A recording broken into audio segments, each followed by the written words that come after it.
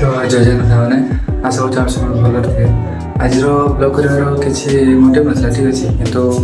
आज हठात गोटे जगह को बुली जावा प्लान है तो से वीडियो कर देखी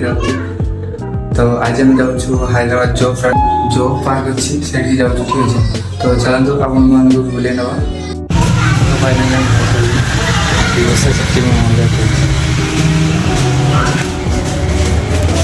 छुआ काट जो आम काट के बोलते तो देखते किसे जोगी तो काट जो काट जो ना आजा रूम को जा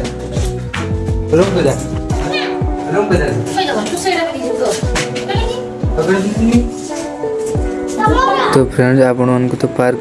देखे पारे कहीं प्रबल मन दुख ठीक अच्छे कारण एटी 4:30 पार्क बंद हो जाता है ठीक अच्छे आम तो जना ना आम चली आसलु तो ये पार्क ओपन हुए 9टा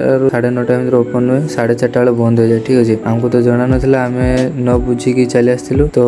आपण मानक कही रखा चाहूँगी आपण मैंने जब भी हैदराबाद जो पार्क को बुलवा को आसवे 9:30 आसवे 9टार आसवे तो ये रोचे पुणी थर आसले मैंने आपको निहाती देखी हैदराबाद जो पार्क तो रोचे।